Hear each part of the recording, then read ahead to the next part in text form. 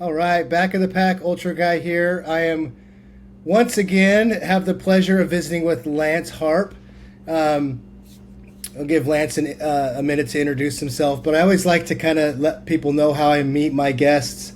Um, Lance was a friend first, then a coach. Well, still is coach and a returning guest. I think this is my first returning guest, so I'm so excited to have Lance back on. Um, Lance, I'll give you a chance to introduce yourself, and then I'll just kind of tell a quick story of how we met because I think it's one of the funnier ultra stories that I have. But go ahead, Lance. Introduce yourself. Yeah, thanks, Christian. Oh, it's so good to be back. I remember back to our first podcast, how great of an experience that was. I've been listening to a lot of your episodes since then. I think you're doing an awesome job. Um, yeah, I'm just so happy to be back. I think one big thing since last time I was on, I've been certified through UESCA as a certified ultra running coach. So I've been getting my business up and running, bringing on new clients. But yeah, in addition to that, I've been running ultras since 2012 was my first one. Ran a handful of 200s. I was lucky enough, privileged enough to meet you at Coconut 250 back in 2023, and I've really cherished our friendship since then, man. Absolutely. We'll dive into the friendship side more a little bit, but I love to introduce people and how we met, and I met Lance coming out of Crown King. It was just getting dark, and I saw someone ahead of me digging in their bag as it was getting dark, and I was just assuming they were finding a light or something. And I introduced myself. We just started chatting, and we spent hours together that first night between Crown King and Camp Kippa, and even a little bit after Camp Kippa. But a friend of mine who had done Cocodona previously a few times, he told me, "Don't forget your cold weather gear coming out of Crown King." And what did I do? I totally forgot my cold weather gear coming out of Crown King. And for those who are doing the race coming up, make sure to bring your cold weather gear because it is so cold between Crown King and Camp Kippa. And it doesn't sound like it because it's in the desert, but it gets really cold and you climb up Camp Kippa. And so Lance and I either was just before Rasta Creek or right after Rasta Creek. I don't know if you could see me shivering or if I asked, but I was like, hey, because I didn't have any gloves or anything. I had my light raincoat, but that was it. And Lance let me borrow a sock. He had a pair of socks with him, and I almost at the same time, oddly enough, I found a random glove in the dirt. So I had one glove on and one sock on. And Lance was so nice to let me borrow that. And we got through it to Camp Kippa. That climb, we did it together. That was such a rough climb. Don't underestimate that climb if you're doing it this It's coming one of year. the worst in that race. Yes, 100%. And we'll talk about that later on in the coaching side around my upcoming race. But yeah, the backside of that story was funny because when I got to, we split off. You went ahead right before Prescott, or Friendly Pines, sorry. And I told my crew the story. And I was so delirious at the time. I should have slept up to that point, but I didn't. And my crew was like, "Oh, yeah, a guy let you borrow his socks." I was like, "Yeah, see, I had," like, "Okay, yeah."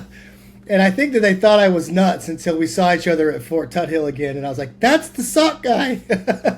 Make sure he gets his socks back." And luckily, they were just on my hands, and I didn't need them for my shoes because they would have been pretty smelly. But I love that story because it really does kind of personify who you are as a person. You're so open and wanting to share things with people, knowledge, and on whatever gear you have. But I wanted to invite Lance on because I have engaged Lance as a coach, and I have been self-coached for my whole ultra experience, my whole Ironman experience, the whole thing. And I so enjoyed having a coach for a variety of reasons that we'll dig into. But one of them was, two of them was structure in workouts. And also, when you do it solo, you really don't have anyone to talk to. I mean, you get group runs and like people like that, but and we'll dig into this in deeper, but Lance was more of a sounding board for a lot of things I was going through in life. And in fact, he shared something with me that I'll dig into later in the episode that really helped me in a really low point in my life, that I'm actually going to do some ultra downloads on, life experiences and training and racing and really what matters. And I'll do those independent of this, but what I really want to do is have Lance dig into, what is coaching, kind of coaching theory, and I'll put my free 2 cents in along with what he has to say. But I think it's really beneficial because I know for me, as I've always sought out coaching, I've always been a little nervous, like, who is this guy? Is he a taskmaster? Who is this lady? Is she, what are we looking for in coaching? I had a pretty good experience with an Ironman coach.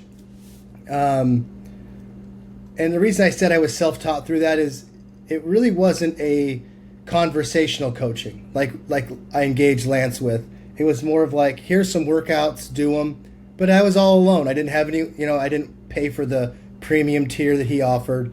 And with Lance, I was able to engage him in that way. So, Lance, let's start off with training theory, because I think as ultra athletes, a CrossFit coach years ago told me something that it's really stuck with me. He told me, it's actually a woman, Christy. She told me that ultra athletes and CrossFit athletes are the two genres that overtrain the most. And I think what they meant by overtraining was just doing the same muscle groups over and over again, at least in the CrossFit world. That's what she was speaking about directly. But I think ultra athletes also fall into that category. So I'd love to hear from a certified coach, what's training theory? Like, what's going to give us the most bang for our buck when we're training? Yeah, I think that training theory, ultimately, the destination is the same, right? You want to achieve a goal that you've set for yourself. The journey on how you're going to get to that goal is completely dependent on the athlete. And so you need to not necessarily adapt your training theory, but that journey and how you're going to get to that goal. And I've mentioned goal twice now. Having a well-defined goal is the key to getting to where you need to go. And we can take that goal from meaning I want to win Western States, or I want to place in the top 10 of my age group in the Masters category at my local 100-mile race. Or it can mean I'm a first-time ultramarathoner. I've ran some 10K, some half marathons, and I just want to get out there and get to the finish line in one piece. So it doesn't matter what that goal is, but it needs to be well defined. You need to understand what it is. And once you have that well-defined goal, you can then start building a plan for yourself, or you can have a coach build a plan for you. There's one thing that I'm leaving out there, right? And that's using AI to build a plan. There's been a lot of people that have been using that lately. And there's been a lot of horror stories coming from that, even in this relatively short amount of time that it's been around, just because it doesn't understand what you need to, it doesn't understand you as an athlete. It just understands whatever goal you've put in there, and it doesn't account for anything what you're doing. And it's almost more, it's dangerous. I would rather you be self-coached. If you can't get a coach, right? I'd rather you self-coach yourself than use AI for a coach, because AI will drive you into a place where you don't necessarily want to be, specifically towards injury. Anyway, I digress on that a little bit, right? So once you understand that goal, you need to start coming up with ways on how you're going to get there. What most people think first is, I need to ramp my mileage, ramp my time on feet, get X number of vertical gain per week, to be prepared to run. And we'll use a 100-miler for an example, like a mountain 100. And so they'll say, okay, I got 22,000 feet of gain and 35 hours to do it. So I need to be running 100-mile weeks, and I need to be putting down 10,000 feet of gain every week with 15 hours of time on my feet. And if I don't do that, I won't be successful. And as a coach, though, that may be the path that you need to do if your goal requires that. But if your goal is just to finish this as a first-time ultramarathoner, that is not what's necessary at all. You can cross that finish line in one piece with a positive quality experience without hitting those numbers that you may think that you need to hit. And so I guess as a coach, that's one thing that I want to make people understand is, do you need to be a hard charger? Well, that depends. It fully depends on your goal. So if we do need to ramp mileage, I like to make sure that we're ramping smart, and that we're also ramping that at the right time. So I want to make sure that as we're getting closer to race day, that we start dialing back so we can reach peak fitness by the time that your event happens. And then also there's a way in which we're going to ramp our fitness as well. I like to train my athletes in a most specific, closer to the event, and least specific up front. So in ultramarathon running, one of the things that's not necessary as much as endurance would be having a high VO2 max and a high lactate threshold. Now, I'm not saying those are not necessary whatsoever. They're just less necessary than having a lot of endurance for running an ultramarathon. And so since those things are less specific, we will front load those towards the beginning of your training, where we go to increase your VO2 max, increase your lactate threshold before we start working on increasing your endurance. And that also means that those training blocks will be shorter than training for endurance. Depending on your goal, it's going to depend on how long those blocks last.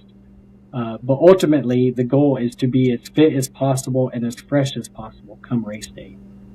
One of the other things that my philosophy is making sure that we eliminate all the variables that are going to take you out of a race. So that's making sure we manage our chafing, manage cramps, manage our nutrition to the best extent that we can, make sure we have a hydration plan in place, and that we fully understand the course, the drop bags, and anything that's going to throw us for a loop, making sure we have gloves before we get ready to live Crown King.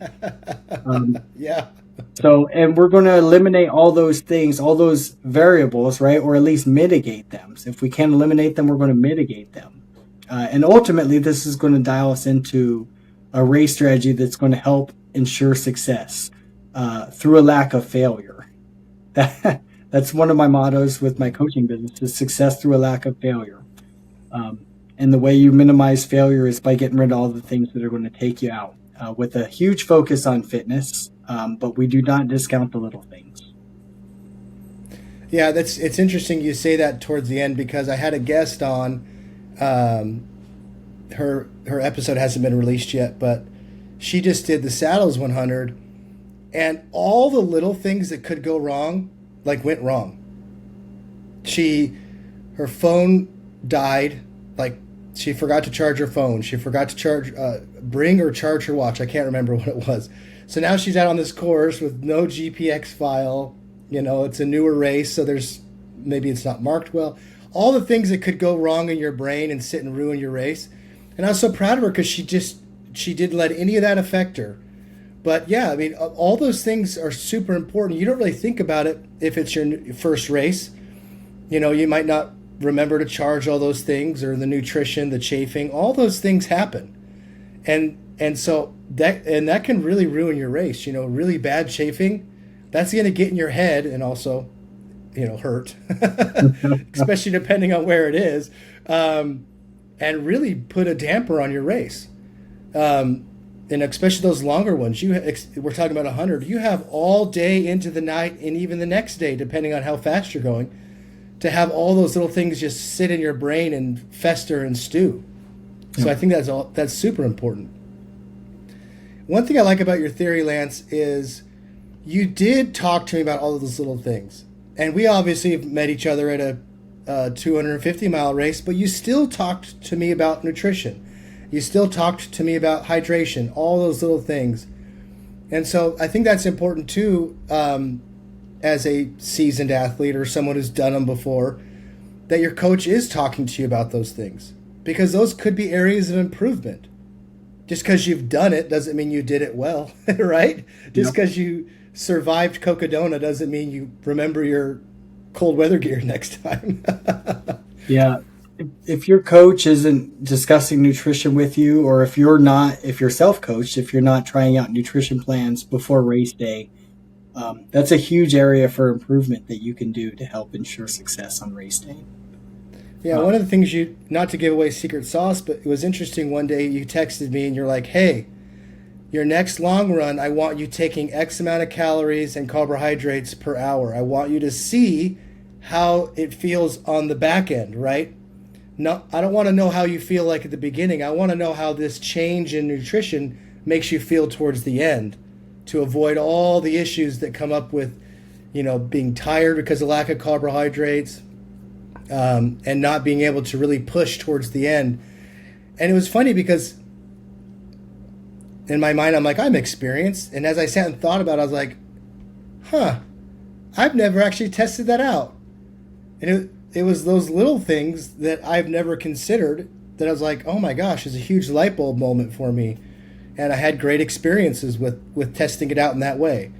But let's transition a minute into what someone can expect with coaching, because one thing I did notice in hiring that other coach, it was just like there wasn't any nutrition talk really. There was just more like, here's your workouts, right? And I'm sure if I would have paid more money, I could have got the premium package or whatever. But one thing that stuck out to me was how professional you were, like right off the bat. We obviously knew each other, but it wasn't like, oh, I'm just going to assume all these things about him. There was a detailed intake. There was an initial call where you walked me through and asked me a ton of questions. Again, we know each other, so it wasn't like I didn't expect that. Maybe I did in a little bit, didn't expect it, but I was so impressed by how thorough it was, where it wasn't you just like tossing, something into an AI system to have it spit out some workouts. It was a really thoughtful, thought out process to get me to a plan. So would you mind talking about that a little bit? Because I think sometimes people might be a little leery of coaching. I know I am a little bit. I'm in technology, so I use AI regularly. Never actually thought about using it for a plan, but would you mind talking about that a little bit, about what goes into you actually creating that plan? You alluded to a little bit, but I'd like to go in a little bit more detail of that. Yeah, no worries. So the first thing that you can expect if you reach out to me for coaching services is we need to get to know each other, make sure that we are a good quality coach and athlete match. And I mean, it's easy to hope for that, right? The athlete's looking for a coach. The coach is looking for an athlete. But without a quality match, it's not good for both parties to proceed into that relationship. I feel like that if they're not a match, that's not necessarily a bad thing. It just needs that the needs of the athlete aren't going to be best suited by either myself or a different coach. So that's kind of the first thing, is finding out like, hey, this is my philosophy, which I just discussed with you. And these are my methods. And then I need to understand what the athlete's expectations are as well. I have a story from a buddy of mine that recently started running ultra marathons, but he used to be a triathlete. And he was not very good at swimming. And so he hired a triathlon coach. And she was very well known and with a great reputation. But his expectations was that because she was local to the area that he was, that he would be getting a specific type of help in the pool, that she would be giving him drills to work on and correcting his form in real time. Now, that's okay for him to expect that. But her intake process did not cover that, hey, I don't get in the pool with my athletes. I actually prescribe workouts and we do group swims, which is also acceptable as a coach. But they never discussed that during their intake process. And from the beginning, there was friction there, and expectations on both sides weren't being met. And ultimately, that relationship between them broke down. And it wasn't because she was a bad coach, and it wasn't because he was a non-compliant athlete. It just was not a good relationship from the beginning. And that results in wasted time for the athlete, wasted time before their event that they're getting ready for, which can be very detrimental. And then for the coach, it can be, it's always a bummer to lose an athlete, right? And so to minimize that from the beginning, right, I always like to do an in-depth matchmaking to see if, hey, are we going to work well together? And give both the athlete and myself a chance to concur, hey, I think this is worth going on. And we'll do that kind of in conjunction with a normal discovery call where I kind of talk about what my methods are, what to expect, what your schedule is like. I used to be in the military, I'm a military veteran, and I've worked jobs with rotating shift work. So I'm used to training for ultras while on a rotating schedule and I've got kids, and just mixing all that together can be very difficult. So I want the athlete to understand that, hey, if they do have a busy schedule, that it's something that I'm used to doing, something I'm used to working around. And so we'll try to find that out during the discovery call. Any challenges that they have, if they're recovering from injury, if they're new to ultra, what their current fitness level is. But ultimately, that discovery call is kind of short and sweet, lasts about 30 minutes.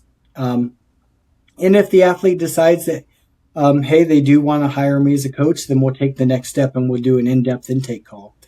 Christian, I think you may recall what our intake call was like. I think it lasted just over an hour. And we got very much into the weeds. We talked about your race goals, times till that, what you wanted to get out of it. We talked about your strengths and weaknesses. We talked about what to expect in training block. And then we talked a little bit nuts and bolts on how the training software was going to work, communication between us. And just any type of needs beyond training. Do you struggle with foot care? Do you struggle with nutrition? So many different things are discussed during the intake call. I take a lot of detailed notes that I can refer to back at later times. And then ultimately, after the intake call, we'll jump into training. And I talked a little bit about that least specific to most specific as we get closer to the event. And I'll build training blocks from that event. Sometimes, depending on when that event is, we'll put in some check events, some B races, or maybe even some C races to help prepare for that A race. Yeah, I can say I was very happily surprised by the training that was coming out of your recommendations, the different workouts. I remember one of them, and I won't divulge any secret sauce, but I remember one of them had, I don't remember what you called them, but it was a certain, they were divided by time, and it was like, you have to run 5 minutes or 7 minutes at this threshold pace for, whatever your threshold pace is, and then 3-minute cool down. And I think it was like 5 or 6 of those. And I remember finishing that going, I feel like this is my first time training. I'm feeling like, holy crap, this is intense. In a good way. I was like, I started really feeling progress. Whereas through self-coaching, it was like, yeah, today I'm going to go out for 8, zone 2, 8. And tomorrow is zone 2, 5. Tomorrow, the next day is some elevation, zone 2. It was like, I had no rhyme or reason, but as I started to do those workouts, I was like, oh, I'm feeling faster. I'm feeling stronger as I progressively moved through the training. I was very happily surprised just right off the bat. You could feel it that, hey, this is something haven't done for a long time. I'm sure whatever little Garmin AI was like, whoa, this guy's going faster than he's gone in a long time. Is he running away from an animal? Like, what's he doing? Because it was really shaking it up for me. It's pretty much what I needed at that time. One thing I'd like to transition to is, and I alluded to this at the beginning, but something that I know I was worried about when I was going through some personal things. Was in the back of my mind, I was like, oh man, dang it, Lance is going to be so ticked that I didn't do these workouts. And that was the complete opposite. It was like, hey, what's going on? Like, not like in a contentious way, but like, I want to help you. What's happening?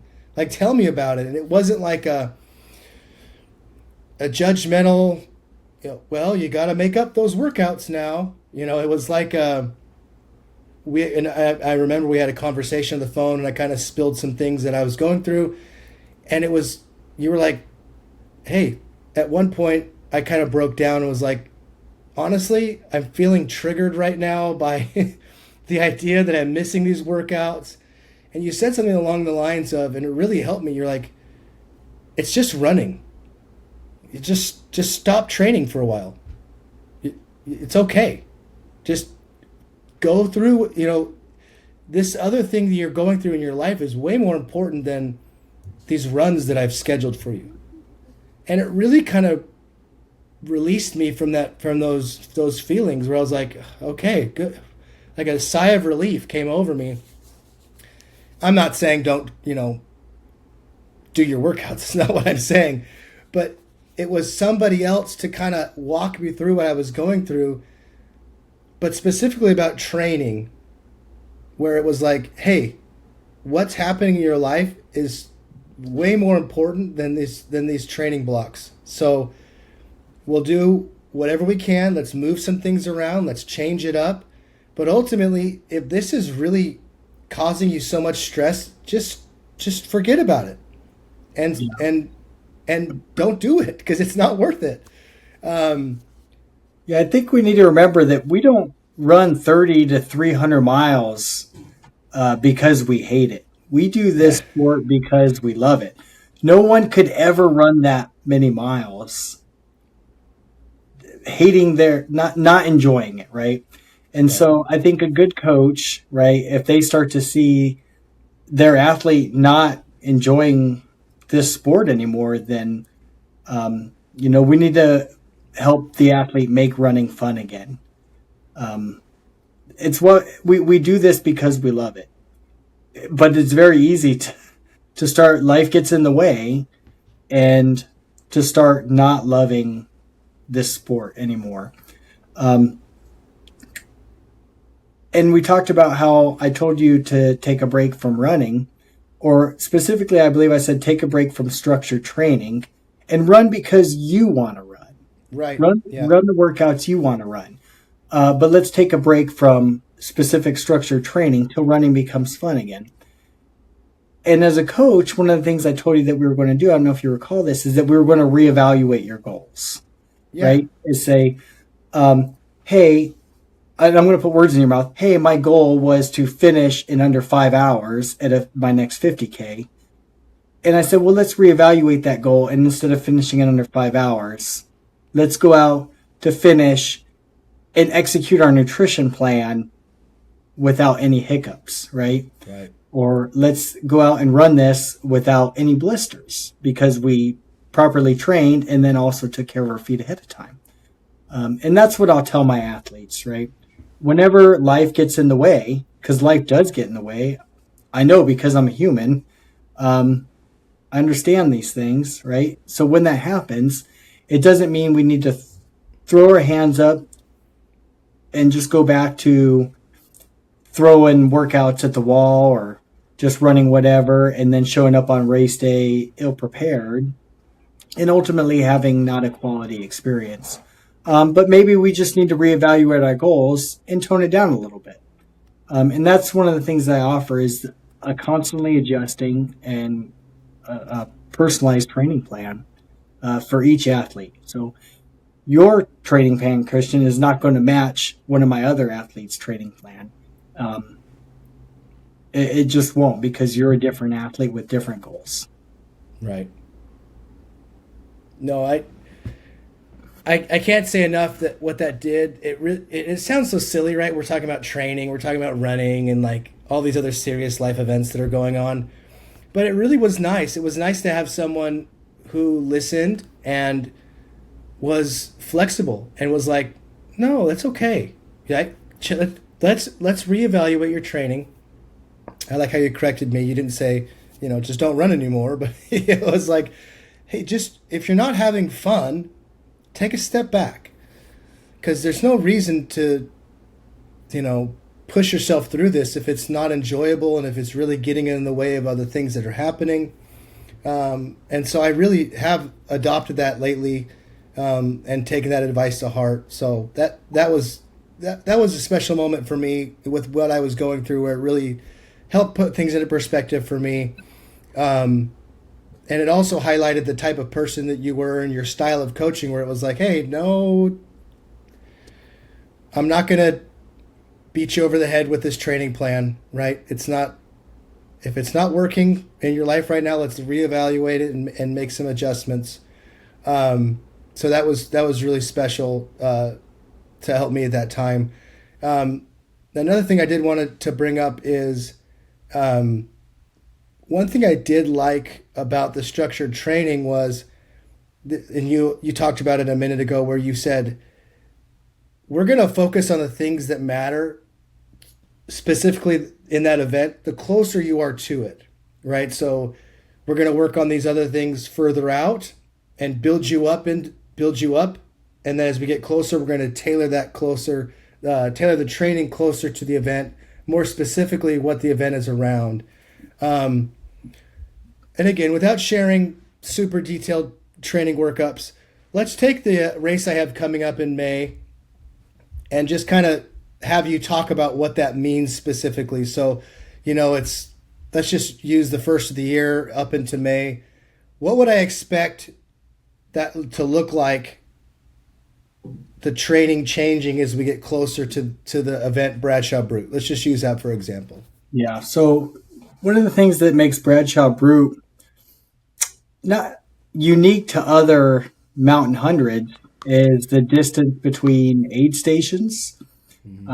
This race specifically is, I believe you're not allowed to have crew or pacers. Correct.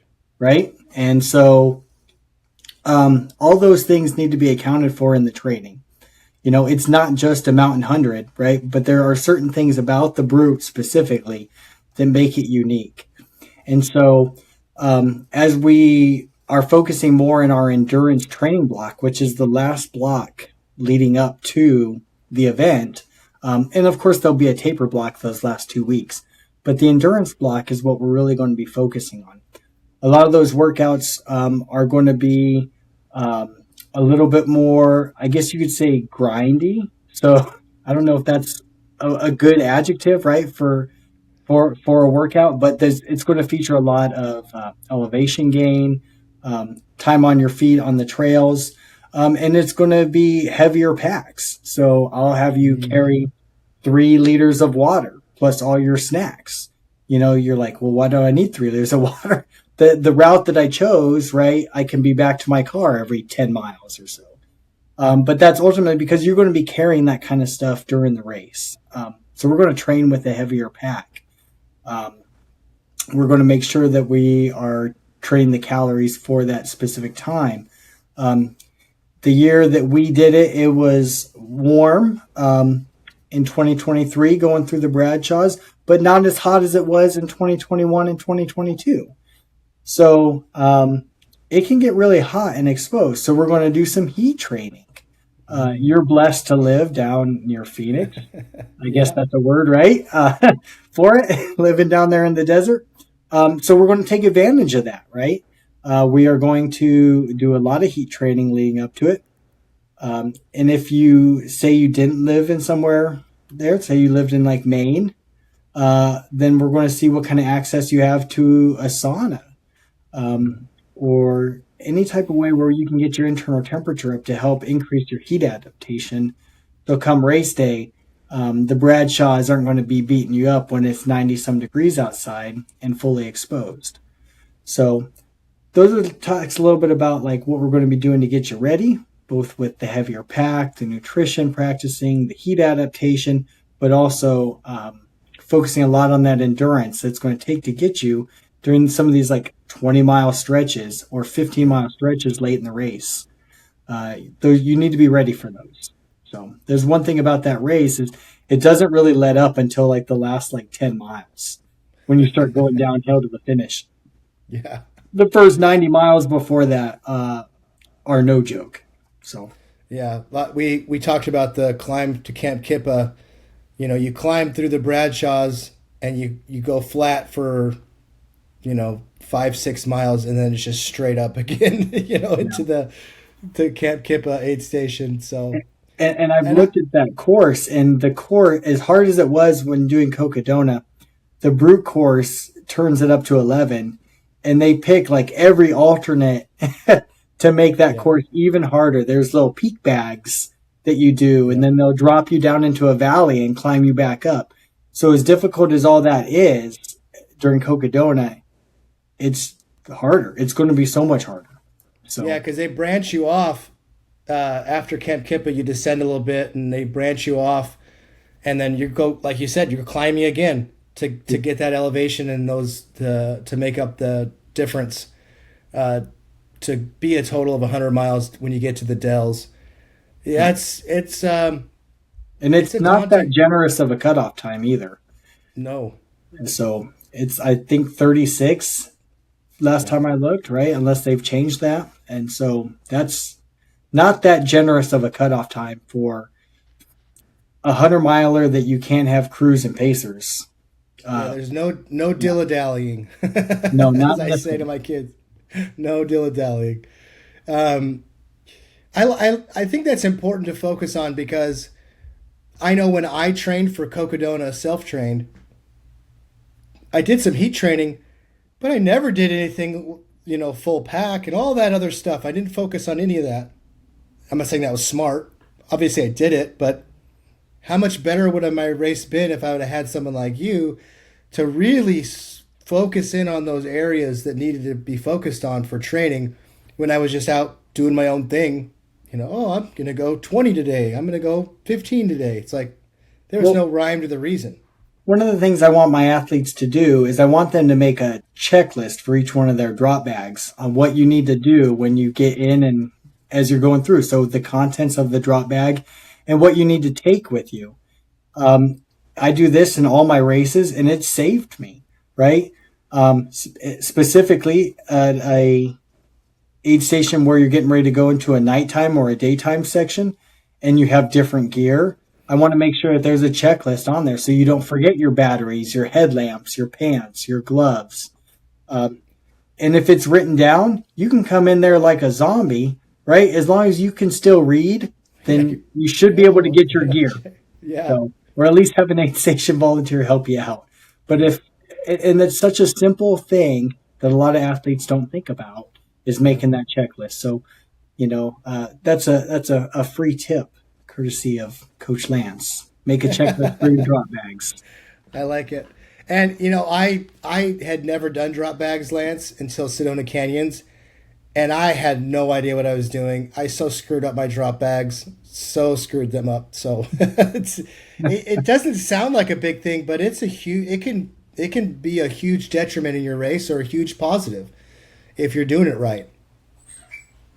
But at least that's the way it worked out for me. Well, hey, listen, I know it's getting late for you. This has been so great to kind of break it down and as in kind of like a coaching download. I think if I would have come across this kind of content before, it would have really helped me understand what a coach is, why they're important. That's kind of what I wanted to do for the listeners and people watching is, you've been self-coached. That's awesome. And don't get me wrong, people do it. But what are the benefits you might be gaining in working with a coach? And that's really what I wanted to get across to all the listeners and people watching is what you could be missing out on in not having a really good coach in your corner. So thank you very much for jumping on and breaking that down for us. But I always want to give my guests the last word, so I'll turn that over to you for kind of to give a shout out for where people could find you, or anything you want to share with people. Yeah, once again, Christian, thanks for having me on. I very much enjoy your content. I love listening to some of what your guests have to say. I enjoy their stories. I enjoy hearing how they overcome adversity, the lessons that they have. I think it helps me become a better coach. I hope some of the things I talked about today help some of your listeners become better at this sport that we all love. If you're interested in getting to know me a little bit more as a coach, you can find me at my website, redhatultracoaching.com. If you want to send me an email, you can at redhatultra@gmail.com. Those are the two best ways to reach out to me. And then I also wanted to extend an offer to all your listeners. Anybody that mentions this podcast that gets to me through here, if they mention the podcast, I'd love to extend to them 20% off for 3 months of coaching. Oh, nice. So if you've got an event coming up and you're looking to help dial in, whether that's stand atop the podium, finish, knock out a 200 miler, whatever it is, I've done those things, and I would love to help you out. I love this sport. I love coaching. I love my athletes, and just looking forward to getting to know more people in this sport. So, I love it. If you can't tell, Lance is a gem of a human being. So I couldn't recommend working with him. I can say I engaged with him. We're not engaged, but I engaged with him for coaching, and I've just thoroughly enjoyed it. And also, I did want to say I don't receive anything from Lance as far as financial backing. I wanted to share him and all his knowledge with everybody. So, Lance, again, I just really appreciate you jumping on and sharing this with everybody. And if anybody... Oh, that's right. Sorry, I just had a brain lapse. I will post all your links in the YouTube and also on the podcast on Apple Podcasts. That way people can just click through. But again, thank you so much for jumping on, Lance, and breaking this down for us. yeah, thank you, Christian. It's been a pleasure. Take care. You